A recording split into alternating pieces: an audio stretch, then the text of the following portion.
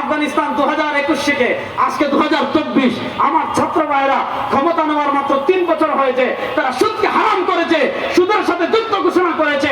আল্লাহ আফগানিস্তানে এত বারাকা দিয়েছেন যে বর্তমান বাংলাদেশের দালাল 71 টিভিও বলছে আগামী 4-5 বছরের ভিতর অর্থনীতিতে আফগানিস্তান সবার চেয়ে এগিয়ে যাবে।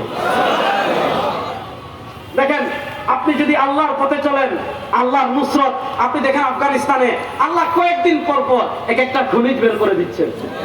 সুবহানাল্লাহ পড়েন।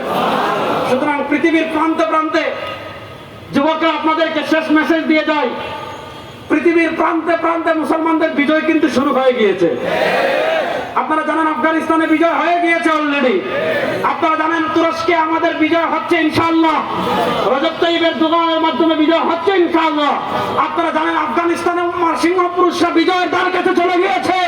ও মুসলমান, 92% বাংলাদেশে ইসলাম প্রতিষ্ঠার জন্য রক্ত লাগবে না।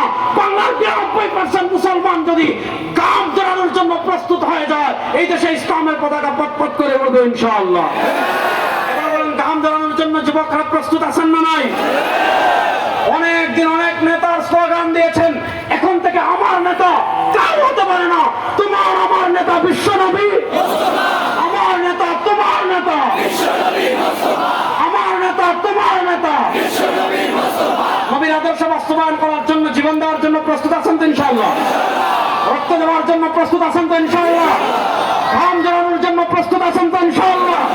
বাংলাদেশের মানুষ বুভুক্ষের মতো আমাদের দিকে তাকিয়ে আছে, বুভুক্ষের মতো। কারণ 52 বছরে নেতার পরিবর্তন হয়েছে, চেয়ার পরিবর্তন হয়েছে, ক্ষমতার পরিবর্তন হয়েছে, নীতির পরিবর্তন হয় না। নীতির পরিবর্তন হয়েছে। এবার বলেন, এবার নেতারও পরিবর্তন হবে, নীতিরও পরিবর্তন হবে ইনশাআল্লাহ। ইসলামের থেকে উত্তম নীতি পৃথিবীতে আর কিছু নয়। সুতরাং আগামীর বাংলাদেশে ইসলাম হোক, এটা আপনারা চান কি চান না? সুতরাং যুবকদের দায়িত্বকে আমি এটা বলে শেষ করছি।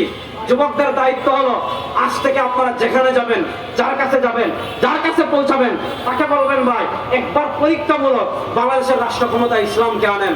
যদি ইসলাম প্রতিষ্ঠা হওয়ার পর আপনি যদি ন্যায় বিচার না পান, আপনি যদি ইনসাফ না পান, আপনি যদি সান্ত্বনা আর শান্তি না পান, জীবনে আর আপনার কাছে আসবো না।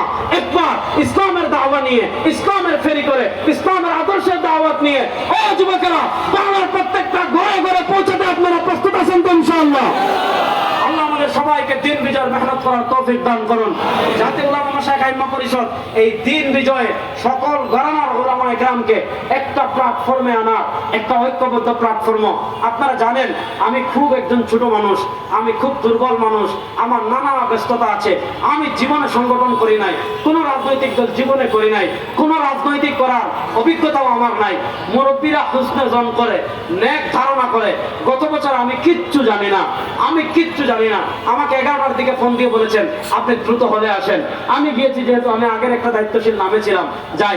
ওখানে যাওয়ার পর ওলামায়ে কেরাম মুরব্বীরা আমাকে ভালো মনে করে একটা বড় দায়িত্ব দিয়েছেন। দেখেছেন পিছনে আমার নামে লিখে দিয়েছে সাধারণ সম্পাদক জাতীয় উলামা মাশায়েখ আইম্মা পরিষদ। একদিক থেকে আমি তো বয়সে ছোট, আমাদের এখন আলহামদুলিল্লাহ জাতীয় উলামা মাশায়েখ আইম্মা পরিষদে যারা আছেন সব আমার মতো তরুণ। এবার আব্দুল্লাহ কই দাঁড়ান, এই যে দেখেন আমাদের অর্থ সম্পাদক সাহেব দাঁড়ান, দেখছেন নি? উনিও কিন্তু তরুণ।